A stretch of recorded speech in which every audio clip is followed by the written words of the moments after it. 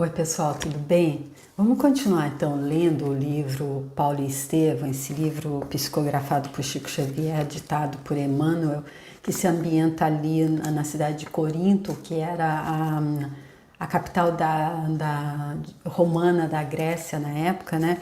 E ele se passou ali entre 34, um ano depois da morte de Jesus Cristo, e até 64, a data depois de Cristo, que é considerada por ter sido o ano da passagem de Paulo, que no início era Saulo de Tarso.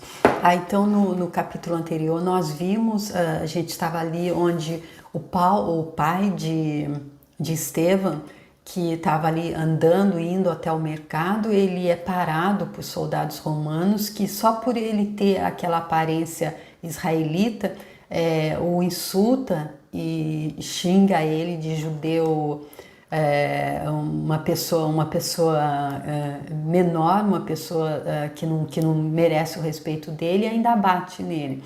Mas ele retribui com um olhar que ficou gravado ali na consciência daquele soldado, e aí então ele deixa ele continuar quando ele percebe, através daquele olhar, talvez a covardia dele mesmo, inconscientemente, a consciência ali nele deve ter dado uma chamada nele nesse momento, e ele entendeu o tamanho da covardia e deixou o senhor continuar, e aí ele foi fazer as compras dele no mercado. Vamos ver o que vai acontecer. O movimento no mercado não era intenso, como nos dias mais comuns. Entretanto, havia certa concorrência de compradores, mormente de libertos e pequenos proprietários que afluíam das estradas de Cencreia. Mal não havia terminado a compra de peixe e legumes, luxuosa liteira parou no centro da praça e dela saltou um oficial patrício, desdobrando largo pergaminho. Ao sinal de silêncio que fizera emudecer todas as vozes, a palavra da estranha personagem vibrou forte na leitura fiel do édito que trazia. Licínio Minúcio, questor do Império e legado de César, encarregado de abrir nesta província a necessária devassa para restabelecimento da ordem em toda a Acata, convida a todos os habitantes de Corinto que se considerarem prejudicados em seus interesses pessoais ou que se encontrarem necessitados de amparo legal a comparecerem amanhã, ao meio-dia, no Palácio Provincial, junto ao templo de Vênus, Pandemos, a fim de exporem suas queixas e reclamações, que serão plenamente atendidas pelas autoridades competentes. Então vocês veem aqui que é um funcionário então do Licínio Minúcio, que é o representante do imperador ali em Corinto, que está trazendo então essa informação para aquelas pessoas ali que estão reunidas no mercado. Lido o aviso, o mensageiro retornou à elegante viatura que, sustentada por hercúleos braços escravos, desapareceu na primeira esquina, envolvida por uma nuvem de pó levantada em redemoinho pela ventania da manhã. Entre os circunstantes surgiram logo opiniões e comentários. Os queixosos não tinham conta. O legado e seus prepostos logo de começo se apossaram de pequenos patrimônios territoriais da maioria das famílias mais humildes, cujos recursos financeiros não davam para custear processos no fórum provincial. Daí a onda de esperanças que avassalava o coração de muitos e a opinião pessimista de outros, que não enxergavam no édito senão nova cilada para obrigar os reclamantes a pagarem muito caro suas legítimas reivindicações. Olha aí, então, ele aqui explicando que aquilo que estava parecendo que ele trouxe uma mensagem ali de esperança para eles, que eles seriam atendidos, que eles estavam sendo usurpados nos direitos deles, e isso seria revisto, que poderia então ser apenas uma armadilha para que eles então pagassem até mais caro as legítimas reivindicações.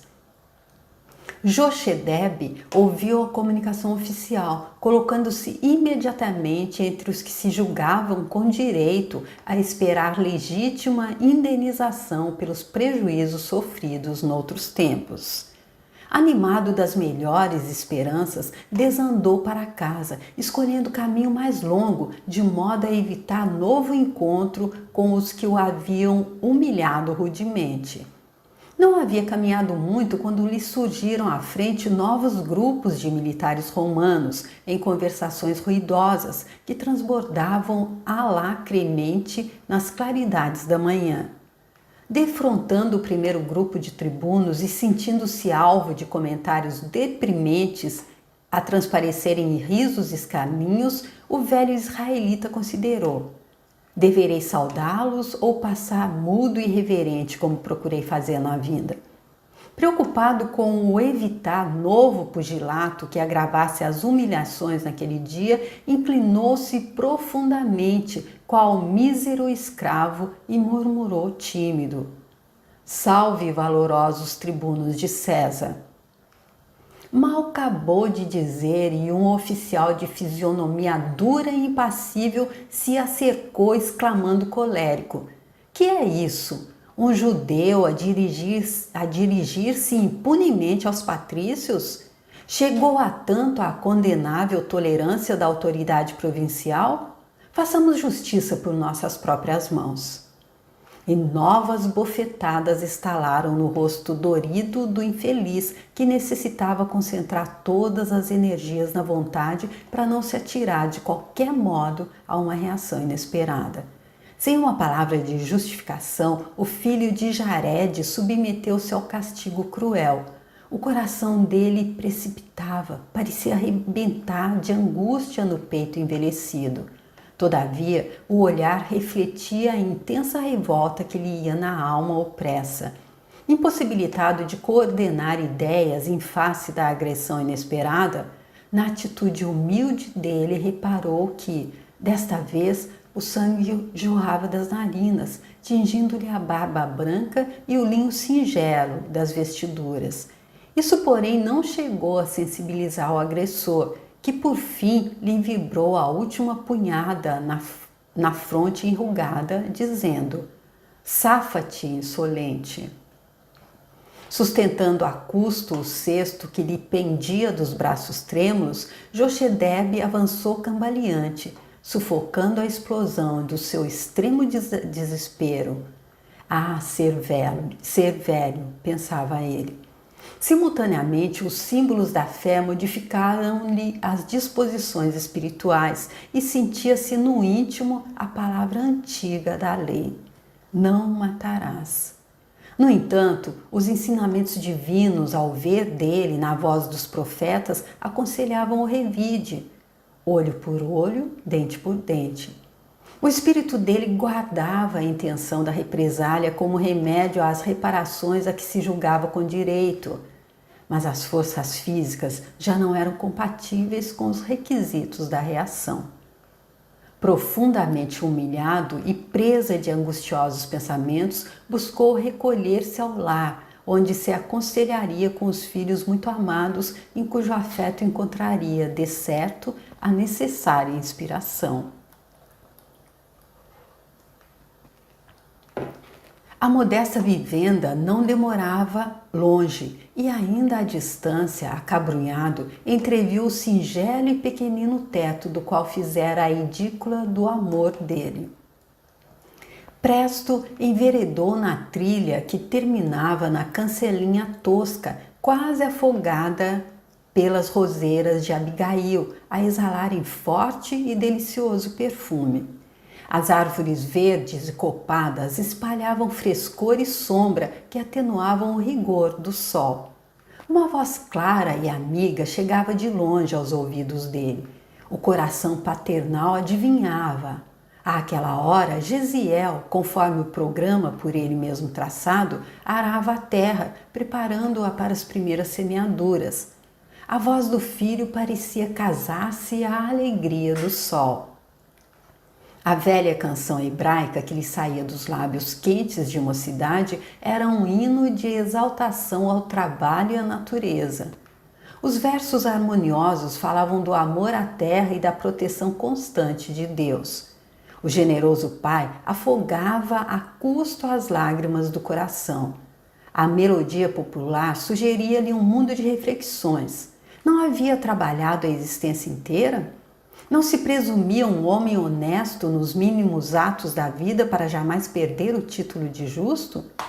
Entretanto, o sangue da perseguição cruel ali estava a pingar-lhe da barba veneranda sobre a túnica branca e indene de qualquer mácula que lhe pudesse atormentar a consciência. Ainda não transpusera o cercado rústico da vivenda humilde quando uma voz cariciosa lhe gritava assustadiça e veemente: "Pai, que sangue é esse?" Uma jovem de notável formosura corria a abraçá-lo com imensa ternura, ao mesmo tempo que lhe arrancava o cesto das mãos trêmulas e doloridas. Abigail, na candidez dos seus 18 anos, era um gracioso resumo de todos os encantos da mulher da raça dela. Os cabelos sedosos caíam-lhe em anéis caprichosos sobre os ombros, emoldurando-lhe o rosto atraente num conjunto harmonioso de simpatia e beleza. No entanto, o que mais impressionava nela eram os olhos profundamente negros, nos quais intensa vibração interior parecia falar aos mais elevados mistérios do amor e da vida. "Filhinha querida", disse ele, em breve dava conta de todas as ocorrências. E enquanto o velho genitor banhava o rosto contundido na infusão balsâmica que a filha preparara cuidadosamente, Gesiel era chamado a inteirar-se do acontecido. O jovem acorreu solícito e pressuroso. Abraçado ao pai, ouviu-lhe o desabafo amargo, palavra por palavra. No vigor da juventude, não se lhe poderia dar mais de 25 anos, mas o comedimento dos gestos e a gravidade com que se exprimia deixavam entrever um espírito nobre, ponderado e servido por uma consciência cristalina. "Coragem, pai!" exclamou depois de ouvir a dolorosa exposição, pondo nas expressões de firmeza um acentuado cunho de ternura. "Nosso Deus é de justiça e sabedoria. Confiemos na proteção dele." Jochedebe contemplou o filho de alto a baixo, fixando-lhe o olhar bondoso e calmo, onde desejaria lobrigar, naquele momento, a indignação que lhe parecia natural e justa, dominado pelo desejo das represálias. É verdade que criara Gesiel para as alegrias puras do dever, em obediência à leal execução da lei. Entretanto, nada o compelia a abandonar as ideias de desforra de maneira a defrontar-se dos ultrajes recebidos. E aqui, gente, como aquela passagem ali anterior, quando ele pensou que não matarás, mas aí ele pensou que também havia aquela coisa do olho por olho, dente por dente. Eu vi uma explicação do Dr. Haroldo Dutra lá no canal dele Espiritualidade e Vida sobre isso, que essa definição olho por olho, dente por dente se passou há muito tempo quando uma tribo, uma pessoa de uma tribo, por exemplo, machucava uma criança da outra, aí eles tinham o direito de ir lá e machucar, matar uma criança, uma pessoa e toda a família, porque era olho por olho, dente por dente. Porém, ele diz lá, no que é, por exemplo, se uma pessoa bebe, sai e de carro, passa da velocidade, atropela um ciclista. Se a gente diz, vai lá para a mãe desse ciclista, desse jovem, e diz para ele, pronto, matamos o motorista. Ela vai dizer, que bom, acabou todo o meu sofrimento. Então ele explica que o olho por olho, dente por dente, pode ter servido nesse momento, ali bem atrás, que agora então seria mais de estar se ponderando mais antes de pensar no olho por olho, dente por dente, que já não cabe mais, assim como ele diz também, que já não cabe mais aquela ideia daquele Deus, a nossa semelhança ali com o cajado batendo e esperando para punir. Filho, obtemperou depois de meditar longo tempo. Jeová é cheio de justiça, mas os filhos de Israel, como escolhidos, precisam igualmente exercê-la. Poderiam ser justos olvidando afrontas? Não podereis descansar sem o repouso da consciência pela obrigação cumprida. Tenho necessidade de assinalar os erros de que fui vítima, no presente e no passado, e amanhã irei ao legado ajustar minhas contas. Ou seja, aqui ele está dizendo que ele não estava pensando que aquilo era uma emboscada do pessoal, dos mandatários, para que eles sofressem ainda mais. Ele ia porque ele queria ser recompensado, ele achava que estava sendo injustiçado. E aí vem aquela coisa da gente entender que essa vida não começou ali onde a gente nasceu, mas sim lá no início da criação, e que a gente já muita água já passou por baixo dessa ponte. O jovem hebreu fez um movimento de espanto e acrescentou: ireis, porventura, à presença do questor Licínio esperando providências legais? E os antecedentes, meu pai? Pois não foi esse mesmo patrício quem vos despojou de grande patrimônio territorial, atirando-vos ao cárcere? Não vedes que ele tem nas mãos as forças da iniquidade? Não será de temer novas investidas com o fim de extorquir o pouco que nos resta? Jochedebe mergulhou no olhar do filho, olhar que a nobreza do coração orvalhava de lágrimas emotivas. Porém, na rigidez de caráter dele, acostumado a executar os desígnios próprios até o fim, exclamou quase secamente: como sabes, tenho contas velhas e novas a acertar, e amanhã, de conformidade com o édito, aproveitarei o ensejo que o governo providencial nos faculta. Meu pai, suplico-vos, advertiu o rapaz, não lanceis mão desses recursos. E as perseguições? Explodiu o velho energicamente. E esse turbilhão incessante de ignomínias em torno dos homens da nossa raça? Não haverá um paradeiro nesse caminho de infinitas angústias? Assistiremos inermes ao enxovalho de tudo que possuímos de mais sagrado? Tenho o coração revoltado com esses crimes odiosos que nos atingem impunemente. E aí, gente, é aquela coisa do livro anterior que eu trouxe, Picos e Vales, quando a gente se vê no vale, achar que somos vítimas, achar que é porque Deus nos esqueceu, que Deus está distraído. Mas quando a gente entende que o vale fomos nós mesmos que cavamos com alguma coisa que a gente fez em algum momento, aí a gente não acha que está sendo atingido impunemente. Eu creio que é essa a mensagem que está aí, mas é só a minha forma de entender. A voz tornava-se-lhe arrastada e melancólica, deixando perceber extremo desânimo. Todavia, sem se perturbar com as objeções paternas, Gesiel prosseguiu. Essas torturas, entretanto, não são novas. Há muitos séculos, os faraós do Egito levaram tão longe a crueldade para com os nossos ascendentes que os meninos da nossa raça eram trucidados logo ao nascer. Antíoco Epifânio, na Síria, mandou degolar mulheres e crianças no recesso mesmo dos nossos lares. Em Roma, de tempos a tempos, todos os israelitas sofrem vexames e confiscos, perseguição e morte. Mas certamente, meu pai, Deus permite que assim aconteça para que Israel reconheça, nos sofrimentos mais atrozes, a missão divina dela.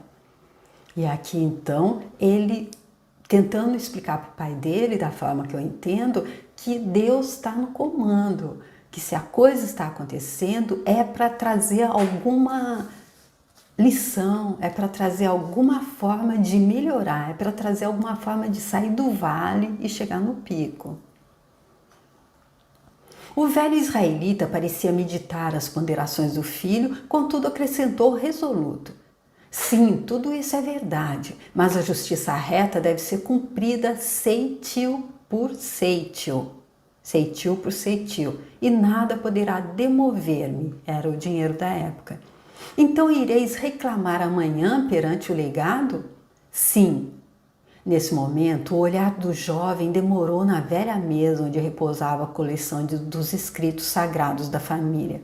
Animado por súbita inspiração, Gesiel lembrou humildemente: Pai, não tenho o direito de exortar-vos, mas vejamos o que nos suscita a palavra de Deus a respeito do que pensais neste momento.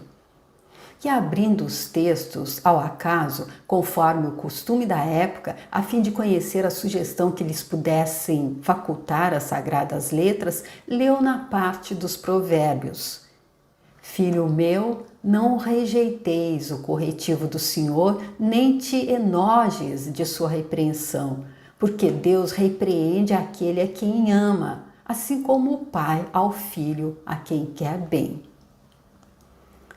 E aqui nesse trecho que ele traz, a minha compreensão é de que a repreensão de Deus, o que ele chama de repreensão, na verdade, no meu modo de perceber, apenas Deus permitindo que nós possamos sentir aquilo mesmo que a gente ofereceu para o outro, aquilo mesmo que a gente fez o outro sentir. O velho israelita abriu os olhos espantados, revelando a estupefação que a mensagem indireta lhe causava. E como Gesiel o fixasse longamente, demonstrando ansioso interesse por conhecer-lhe a atitude íntima, em face da sugestão dos pergaminhos sagrados, acentuou: Recebo a advertência dos escritos, meu filho, mas não me conformo com a injustiça. E segundo tenho resolvido, levarei minha queixa às autoridades competentes. Então ali ele estava determinado, segundo tenho resolvido, não importa o que estivesse dizendo os textos sagrados, não importa o que estivesse dizendo o filho dele. O rapaz suspirou e disse resignado: Que Deus nos proteja. No dia seguinte, avolumava-se compacta multidão junto ao templo da Vênus popular. Do antigo casarão, onde funcionava um tribunal improvisado, viam-se luxuosas e extravagantes viaturas que cruzavam a grande praça em todas as direções.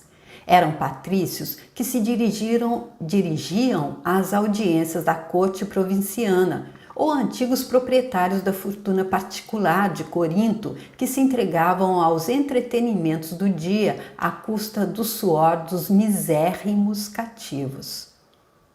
Porque viatura aí que eles falam é aquelas liteiras que eram carregadas pelos escravos, né? Desusado o movimento caracterizava o local, observando-se de vez em quando os oficiais embriagados que deixavam o ambiente viciado do templo da famosa deusa, entupido de capitosos perfumes e condenáveis prazeres.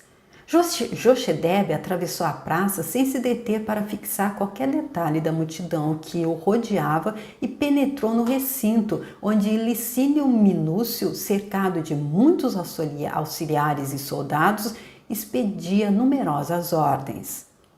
Os que se atreveram à queixa pública excediam tão somente de 100, e depois de prestarem declarações individuais sob o olhar percussiente do legado, eram um por um conduzidos para a solução isolada do assunto que lhes dizia respeito.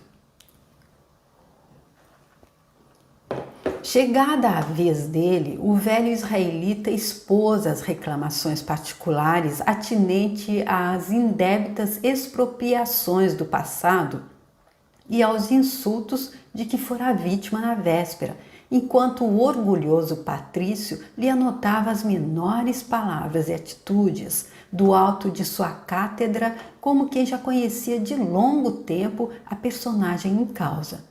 Conduzido novamente ao interior, Jochedebe esperou, como os demais, a solução dos pedidos de reparação dele à justiça. Mas aos poucos, enquanto os outros eram convocados nominalmente ao acerto das contas com o governo provincial, reparava que o antigo casarão se envolvia em grande silêncio, percebendo que sua vez possivelmente fora adiada por circunstâncias que não podia presumir. Instado nominalmente a dirigir-se ao juiz, ouviu grandemente surpreendido a sentença negativa, lida por um oficial que desempenhava as atribuições de secretário daquela alçada. O legado imperial, em nome de César, resolve ordenar o confisco da suposta propriedade de Jochedeb em Jared, concedendo-lhe 3 dias para desocupar as terras que ocupa indebitamente, visto pertencerem com fundamento legal ao questor Licínio Minúcio, habilitado a provar a qualquer tempo seus direitos de propriedade. E aí aconteceu exatamente o que o filho dele estava dizendo e que as outras pessoas disseram. Era uma armadilha para ele ainda estar tomando até o pouco que restava. A decisão inesperada causou intensa comoção ao velho israelita, a cuja sensibilidade aquelas palavras levaram um efeito de morte. Nem saberia definir a angustiosa surpresa. Não confiara na justiça e não estava à procura da sua ação reparadora? Queria gritar o ódio, manifestar as pungentes desilusões, mas a língua estava como que petrificada na boca retraída e trêmula. Após um minuto de profunda ansiedade, fixou no alto a figura detestada do antigo patrício que lhe causava agora a derradeira ruína, e envolvendo-o na vibração colérica da alma revoltada e sofredora, encontrou energias para dizer: ó ilustríssimo questor, onde está a equidade das vossas sentenças? Venho até aqui implorando a intervenção da justiça e me retribuís a confiança com mais uma extorsão que me aniquilará a existência? No passado sofri a desapropriação descabida de todos os meus bens territoriais, conservando com enorme sacrifício a chácara humilde, onde pretendo esperar a morte. Será crível que vós, dono de opulentos latifúndios, não sintais remorso? Era subtrair ao mísero velho a derradeira côdea de pão? O derradeiro pedaço de pão? O orgulhoso romano, sem um gesto que denotasse a mais leve emoção, retrucou secamente: ponha-se na rua e que ninguém discuta as decisões imperiais. Não discutia? Clamou Jochedeb, já desvairado. Não poderei altear a vós amaldiçoado a memória dos criminosos romanos que me espoliaram? Onde colocareis vossas mãos envenenadas com o sangue das vítimas e as lágrimas das viúvas e dos órfãos esbulhados quando soar a hora do julgamento no tribunal de Deus? Mas, recordando subitamente o lar povoado pela ternura dos filhos amorosos, modificou a atitude mental, sensibilizado nas fibras recônditas do ser. Prostrando-se de joelhos em convulsivo pranto, exclamou comovedoramente: tende piedade de mim, ilustríssimo, poupai-me a vivenda modesta, onde acima de tudo sou pai. Meus filhos esperam-me com um beijo da sua afeição sincera e desvelada. E acrescentou: tenho 2 filhos que são 2 esperanças do coração. Poupai-me por Deus. Prometo conformar-me com esse pouco. Nunca mais reclamarei. Entretanto, o legado impassível respondeu com frieza, dirigindo-se a um soldado: Espartaco, para que esse judeu impertinente se afaste do recinto, com as lamentações dele, 10 bastonadas. O preposto formalizou-se para cumprir imediatamente a ordem, mas o juiz implacável acrescentou: tenha cuidado em não lhe cortar o rosto, para que o sangue não escandalize os transeuntes. De joelho, o pobre Jochedeb suportou o castigo e, terminada a prova, levantou-se cambaleante, alcançando a praça ensolarada sobre as risotas disfarçadas de quantos haviam presenciado o ignóbil espetáculo. Nunca na vida dele experimentara tão intenso desespero como naquela hora. Quereria chorar e tinha os olhos frios e secos. Lamentara a desdita imensa e os lábios estavam petrificados de revolta e dor. Parecia um sonâmbulo vagando inconsciente entre as viaturas e os transeuntes que se aglomeravam na praça enorme. Contemplou com extrema e íntima repugnância o templo de Vênus, Desejava ter voz estentórica e poderosa para humilhar todos os circunstantes com a palavra da condenação. Ou seja, ele não se conformava em não poder fazer justiça com as próprias mãos. Então ele também não confiava que era Deus que estava no comando, não é? Observando as cortesãs coroadas que o encontravam, as armaduras dos tribunos romanos e a ociosa atitude dos afortunados que passavam despercebidos do martírio dele, molemente recostados nas liteiras vistosas da época, sentiu-se como que mergulhado num dos pântanos mais odiosos do mundo, entre os pecados que os profetas da raça dele jamais se cansaram de profligar com todas as veras do coração consagrado ao Todo-Poderoso. Corinto, aos olhos dele, era uma nova edição da Babilônia, condenada e desprezível. De súbito, apesar dos tormentos que lhe perturbavam a alma exausta, recordou novamente os filhos queridos, sentindo por antepassão a profunda amargura que a notícia da sentença lhes causaria ao espírito sensível e afetuoso. A lembrança da ternura de Gesiel enternecia-lhe o peito galvanizado no sofrimento. Teve a impressão de vê-lo ainda aos pés dele, suplicando desistisse de qualquer reclamação, e aos ouvidos ecoava-lhe agora com mais intensidade a exortação dos escritos: Filho meu, não rejeiteis a repreensão do Senhor. Mas, ao mesmo tempo, ideias destruidoras invadiram-lhe o cérebro cansado e dolorido. A lei sagrada estava cheia de símbolos de justiça, e para ele impunha-se como dever soberano providenciar a reparação que lhe parecia conveniente. Agora, em desolação suprema, regressava ao lar, despojado de tudo que possuía de mais humilde e mais simples, e já no fim da vida. Como lhe viria o pão de amanhã? Sem elementos de trabalho e sem teto, via-se constrangido a peregrinar em situação parasitária, ao lado da juventude dos filhos. Inenarrável martírio moral sufocava-lhe o coração. Dominado por acerbos pensamentos, aproximou-se do sítio bem-amado, onde edificara o ninho familiar. O sol quente da tarde fazia mais doce a sombra das árvores de ramarias verdes e abundantes. Jochedebe avançou no terreno que era propriedade dele e, angustiado pela perspectiva de abandoná-lo para sempre, deu ensejo a que terríveis tentações lhe desvairasse a mente. As terras de Licínio não se limitavam com a chácara?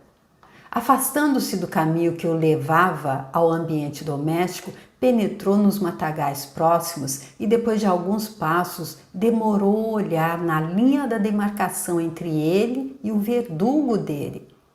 As pastagens do outro lado não pareciam bem cuidadas. A falta de melhor distribuição da água comum, certa secura geral, fazia-se sentir asperamente. Apenas algumas árvores isoladas amenizavam a paisagem com a sombra delas, refrescando a região abandonada entre espinheiros e parasitas que sufocavam as ervas úteis. Obcecado pela ideia de reparação e vingança, o velho israelita deliberou incendiar as pastagens próximas. Não consultaria os filhos, que possivelmente dobrariam o espírito dele, inclinados à tolerância e à benignidade. Jochedebe recuou alguns passos e, recorrendo ao material de serviço ali guardado nas proximidades, fez o fogo com que acendeu um feixe de ervas ressequidas.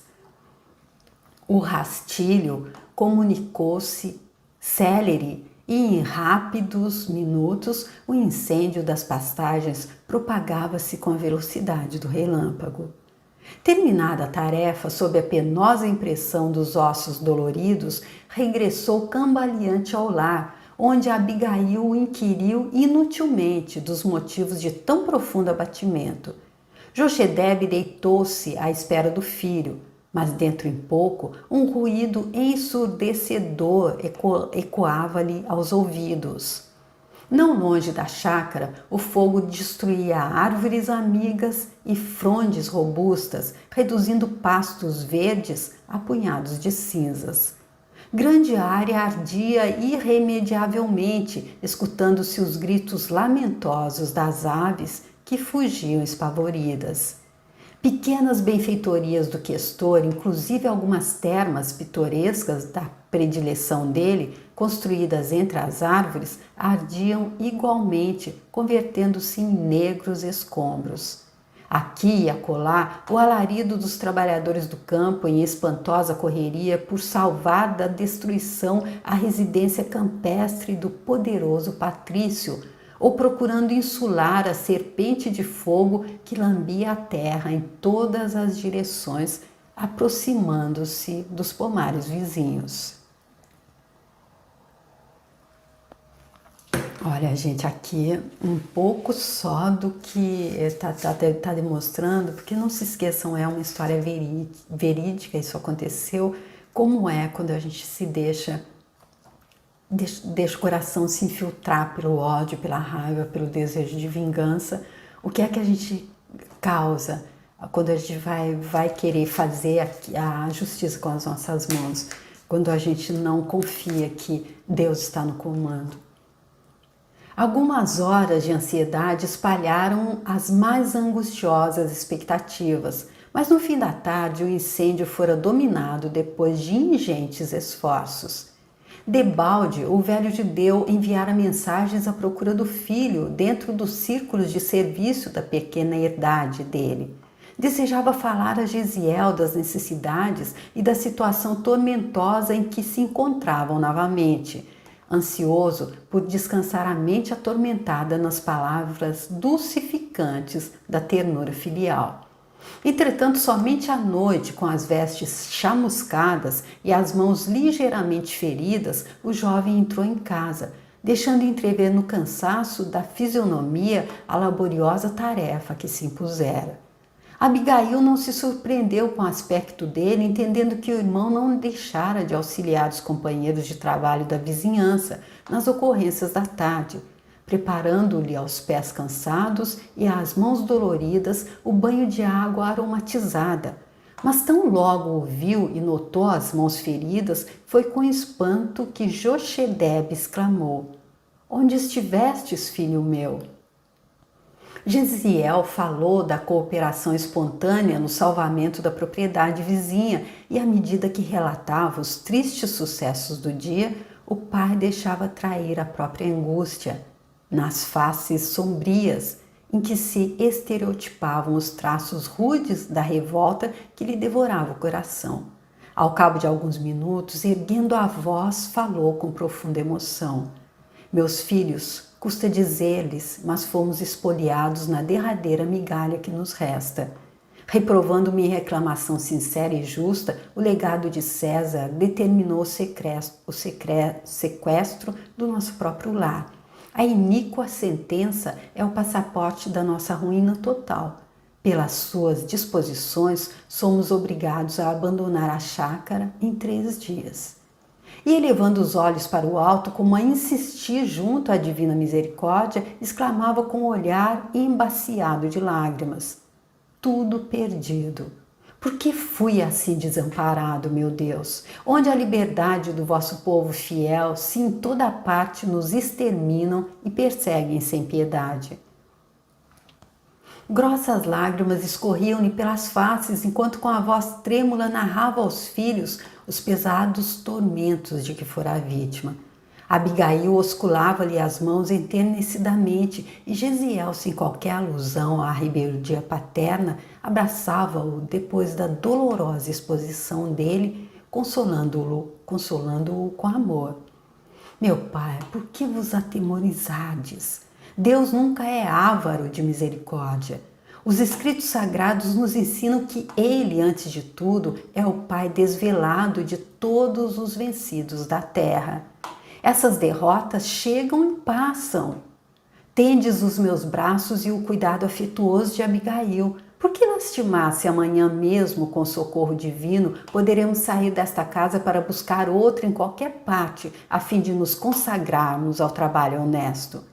Deus não guiou o nosso povo expulso do lar através do oceano e do deserto? Por que negaria então o apoio a nós que tanto o amamos neste mundo? Ele é a nossa bússola e a nossa casa.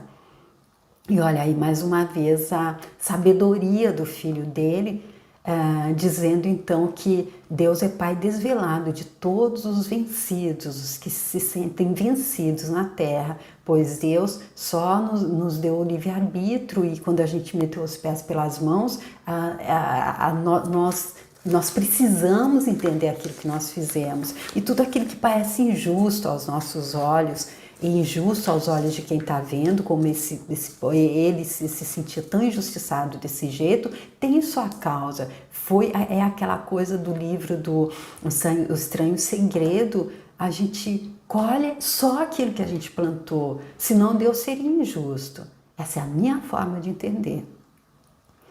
Descansando na ternura que a presença dos filhos lhe ofereceu ao espírito desolado, dava curso às lágrimas dolorosas que lhe fluíam da alma pungida por acerbas desilusões. Entretanto, Gesiel continuava: "Não chore, pai, conta conosco. Amanhã eu próprio providenciarei a nossa retirada como se faz preciso." Foi nesse instante que a voz do pai ergueu-se soturna e acentuou: "Mas não é tudo, meu filho." E pausadamente Jochedebe pintou o quadro das angústias reprimidas dele, da cólera justa que culminara com a decisão de atear fogo à propriedade do verdugo execrando. Os filhos ouviam-no espantados, entremostrando a dor sincera que a conduta paterna lhes causava. Depois de um olhar de infinito amor e funda preocupação, o jovem abraçou-o, murmurando: "Meu pai, por que levantastes o braço vingador? Por que não esperastes a ação da justiça divina?" Embora perturbado pelas afetuosas admoestações, o interpelado esclarecia: "Está escrito nos mandamentos, não furtarás. E fazendo o que fiz, procurei retificar um desvio da lei, porque fomos expoliados de tudo o que constituía o nosso humilde patrimônio." Ou seja, ele continuava insistindo que cabia a ele fazer justiça. Então, gente, vamos ver como é que vai continuar esse embate aqui entre os dois. Falta ainda uma parte pequena aqui. Então eu vou terminar, tá bom? Vai ficar um pouco mais longo, mas fica aí, se você se interessar, você continua vendo, tá bem? Acima de todas as determinações, porém, meu pai, Deus mandou gravar o ensinamento do amor, recomendando que o amássemos sobre todas as coisas, de todo o coração e todo o entendimento. Amo o Altíssimo, mas não posso amar o romano cruel, suspirou Jochedebe amargurado. Mas como revelarmos dedicação ao Todo-Poderoso que está nos céus? Continuou o jovem, destruindo as obras dele?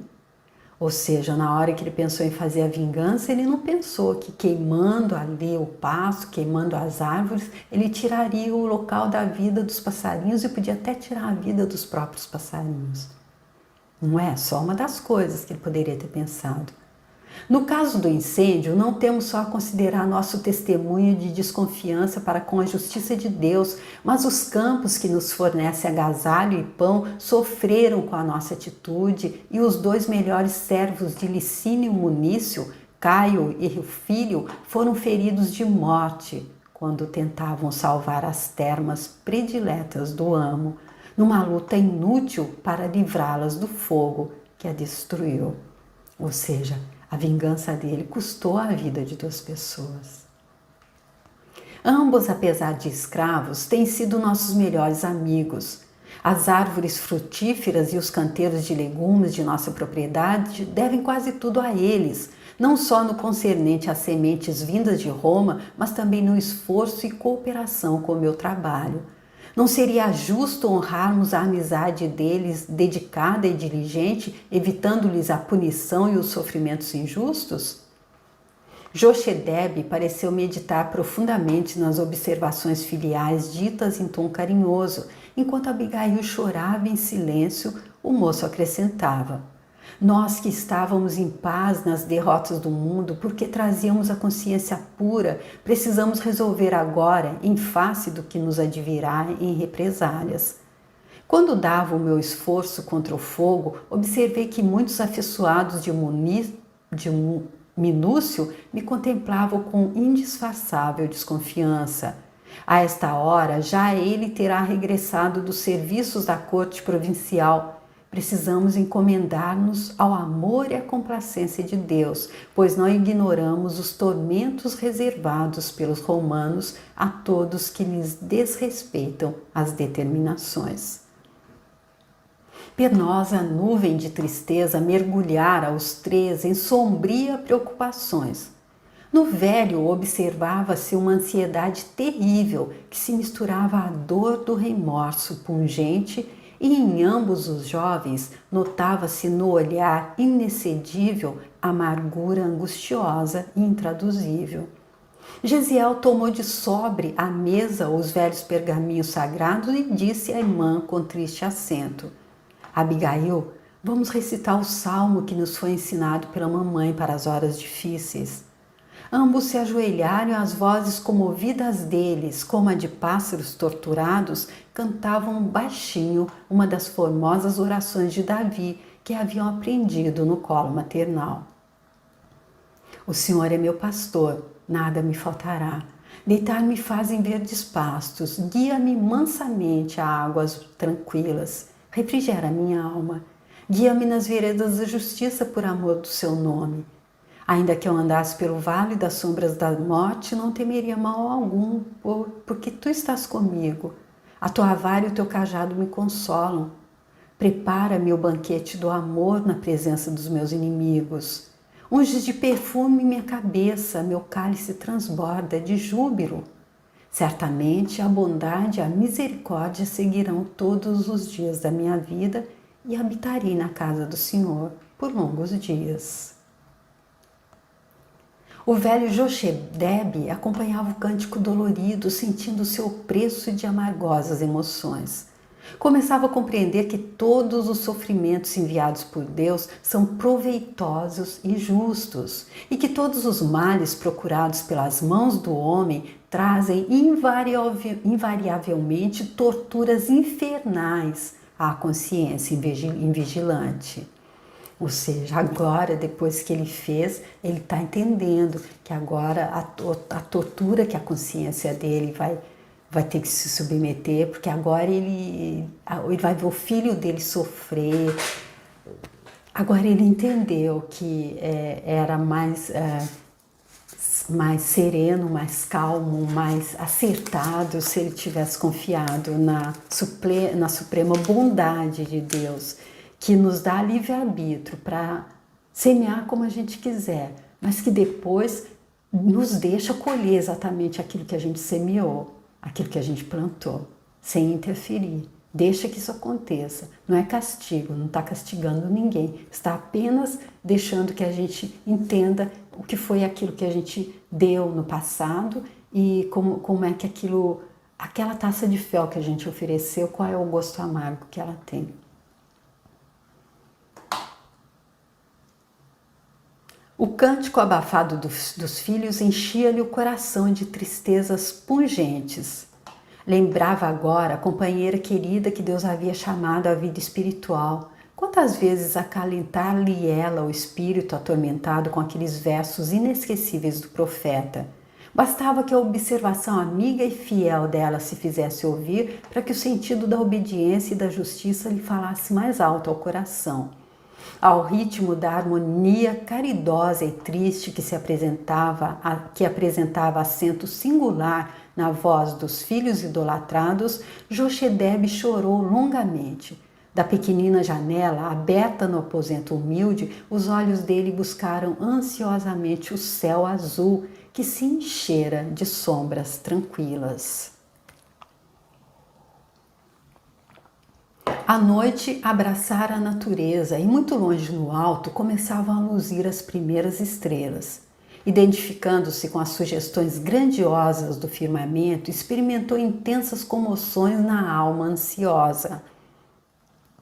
Profundo enternecimento fê-lo levantar-se e, sedento de revelar aos filhinhos quanto os amava e quanto deles esperava naquela hora culminante da vida, inclinou-se de braços abertos com significativa expressão de carinho e, quando as últimas notas se desprendiam do cântico dos jovens, enlaçados e genuflexos, abraçou-os em pranto, murmurando: meus filhos, meus queridos filhos. Mas nesse instante abriu-se a porta e um pequenino servidor das vizinhanças anunciou com grande assombro a lhe transparecer nos olhos: Senhor, os soldados Zenas e mais alguns companheiros chamam-vos à porta. O velho colou a destra ao peito opresso, enquanto Gesiel parecia meditar um instante. Todavia, revelando a firmeza do espírito resoluto dele, o jovem exclamou: Deus nos protegerá. Daí a instantes, o mensageiro que chefiava a pequena escolta leu o mandado de prisão de toda a família. A ordem era categórica e irrevogável. Os acusados deveriam ser recolhidos imediatamente ao cárcere, a fim de que se lhes esclarecesse a situação no dia seguinte. Abraçado aos dois filhos, o pobre israelita marchou à frente da escolta, que os observava sem piedade. Jochedebe contemplou os canteiros de flores e as árvores bem amadas junto da casinha singela, onde tecera todos os sonhos e esperanças da vida. Singular emoção dominou-lhe o espírito cansado. Uma torrente de lágrimas fluía-lhe dos olhos, e, transpondo a cancela florida, falou em voz alta, olhando o céu claro, agora recamado pelos astros da noite: Senhor, compadece-te do nosso amargurado destino. Gesiel apertou-lhe docemente a mão encarquilhada, como a lhe pedir resignação e calma, e o grupo marchou silenciosamente à luz das estrelas. E assim, gente, terminou aqui então esse primeiro capítulo desse livro grandioso, desse livro que conta uma história real, verídica, cheia de detalhes que, se a gente prestar atenção, nos ajuda muito a estar vivendo a nossa vida, tá? Como diz no livro Caibalion, aquelas pessoas que estão, aquelas consciências que estão lá na frente, a quem a gente acredita, poderes de santo, a gente até reza para eles, já passaram por aqui. Então, aqui é aprendizado. Então, se a gente... Chico Xavier veio, escreveu quase 500 livros, psicografou inúmeras, não sei quantas, centenas, milhares de mensagens. E por que Deus mandaria isso, uma mensagem assim, um livro, uma história verídica, uma história real, para mostrar, para que a gente entenda, a gente não precisa passar, é como se a gente estivesse indo por um caminho e a gente encontra uma pessoa já totalmente machucada, toda rasgada, toda esfoliada, e ela diz assim: olha, não vai por esse caminho, porque ali na frente é só espinho, quando você vê, você já entrou, você cai num buraco, é muito difícil, e depois é muito difícil sair também, custa muito sofrimento, e você não presta atenção, você continua indo. Então, eu acredito que mensagens como essa desse livro grandioso, que o sapo entendeu que era, um sapo acompanhou a escritura desse livro, de acordo com o que me foi dito quando eu visitei a Fazenda Modelo. Então, essa mensagem é para nos ajudar a trilhar o nosso caminho com mais tranquilidade, vendo o que já aconteceu. Então, vamos fazer um outro caminho, vamos cuidar dos nossos pensamentos, dos nossos sentimentos, vamos cuidar de como a gente trata o próximo, né, gente?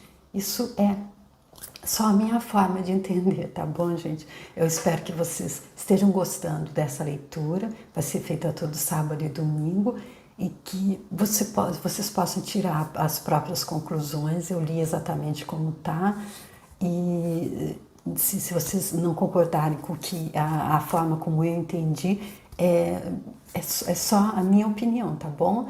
E eu espero que seja contribuição para vocês. Muito obrigada por terem vindo comigo até aqui e eu espero contar com vocês para a continuação. Obrigada, tchau.